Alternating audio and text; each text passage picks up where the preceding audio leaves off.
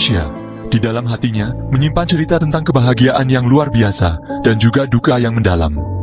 Perjalanan bangsa kita telah diwarnai oleh momen persatuan dan juga masa-masa perpecahan yang dalam. Salah satu periode yang terukir dalam sejarah kita adalah tragedi tahun 1965 hingga 1969. Periode ini menyaksikan penganiayaan dan pembunuhan sistematis terhadap banyak sekali orang yang dituduh berafiliasi dengan Partai Komunis Indonesia atau PKI. Peristiwa masa itu terus membekas hingga saat ini. Kuburan massal yang tersebar di seluruh Jawa menjadi pengingat suram dari babak kelam ini. Kuburan-kuburan itu bukan hanya tempat pemakaman, tetapi saksi bisu dari kebrutalan yang terjadi. Kuburan-kuburan ini berisi jasad para ibu, ayah, putra, dan putri. Mereka adalah orang-orang biasa yang terjebak dalam pusaran masa yang penuh gejolak. Kisah mereka pantas untuk didengar.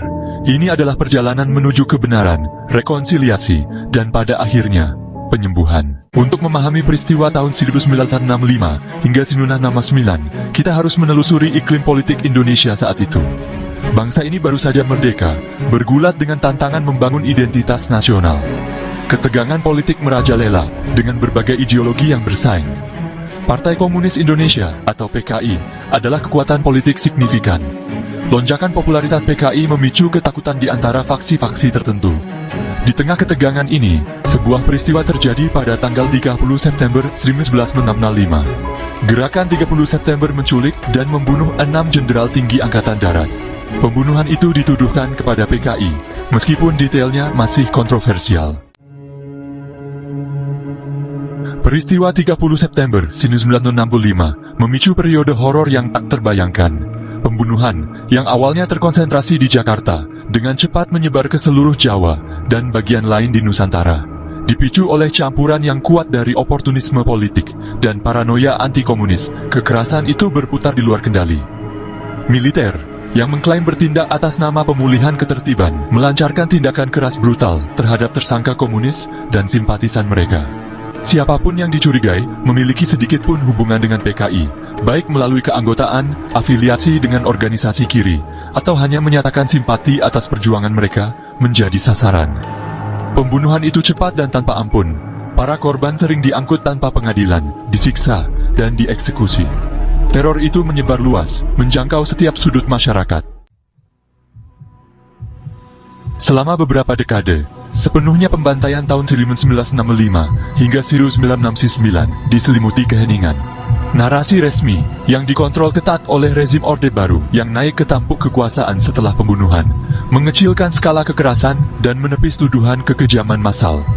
Para korban yang dicap sebagai pemberontak komunis tidak mendapatkan keadilan dan keluarga mereka dipaksa untuk bungkam. Namun, kebenaran memiliki cara untuk muncul ke permukaan, tidak peduli seberapa dalam ia dikubur. Ketika Indonesia bertransisi menuju demokrasi pada akhir 1990-an, keheningan seputar periode 1965 hingga 1969 mulai retak. Para penyintas menemukan suara mereka, mulai berbagi pengalaman mengerikan mereka. Keluarga yang mencari penutupan, memulai tugas berat untuk mencari jenazah orang yang mereka cintai.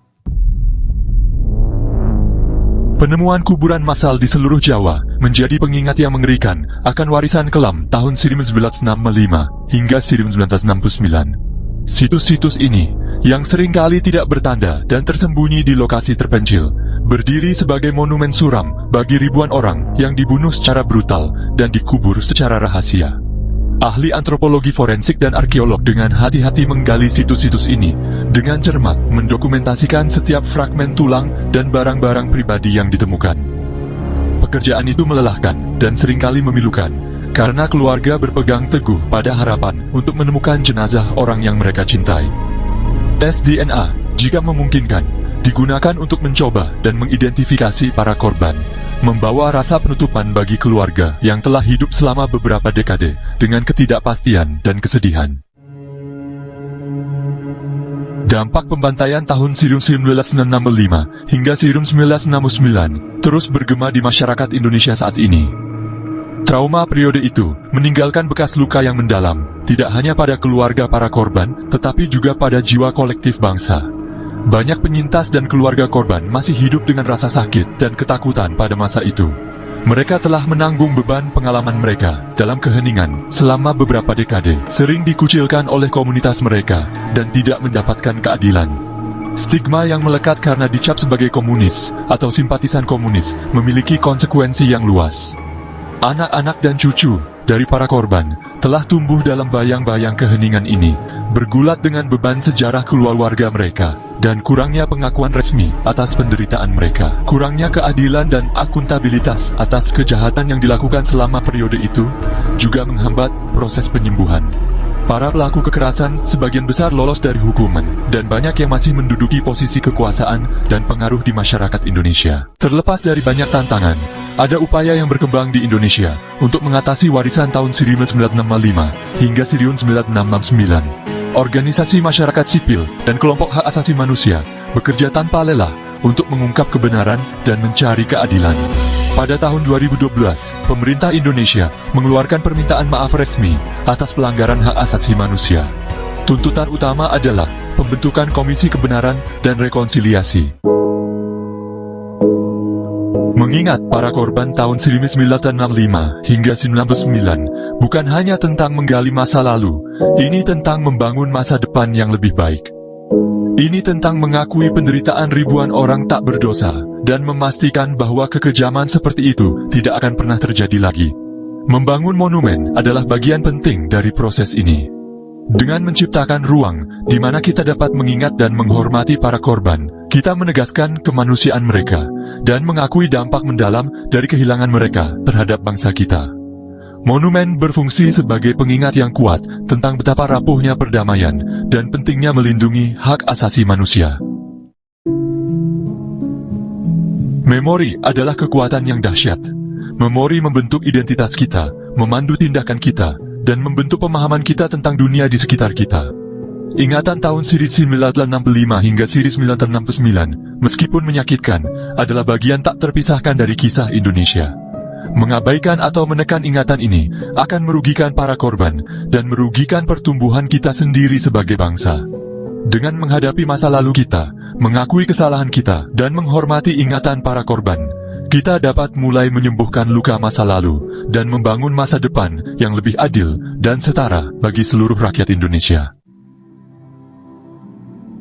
Perjalanan menuju rekonsiliasi dan penyembuhan bukanlah hal yang mudah. Dibutuhkan keberanian, kasih sayang, dan kemauan untuk terlibat dalam percakapan yang sulit. Kita harus bergerak, melampaui perpecahan masa lalu, dan merangkul masa depan bersama yang didasarkan pada pengertian, rasa hormat, dan empati. Kita harus menciptakan ruang untuk dialog dan rekonsiliasi, di mana perspektif yang berbeda dapat didengar, dan di mana suara para korban dan keluarga mereka dapat diperkuat. Kita harus mengakui penderitaan yang terjadi, menghormati ingatan mereka yang hilang, dan bekerja sama untuk memastikan bahwa kekejaman seperti itu tidak akan pernah terjadi lagi. Jalan menuju penyembuhan dan rekonsiliasi itu panjang dan sulit, membutuhkan upaya terus-menerus dan komitmen yang teguh dari seluruh lapisan masyarakat Indonesia. Mari kita hormati kenangan mereka yang hilang dalam tragedi tahun 1965 hingga 1999, bukan hanya dengan kata-kata, tetapi dengan tindakan yang mencerminkan komitmen kita terhadap keadilan, kebenaran, dan rekonsiliasi. Mari kita bangun masa depan di mana kengerian seperti itu tidak akan pernah terulang lagi, dan di mana semua orang Indonesia dapat hidup dalam damai, bermartabat, dan harmonis.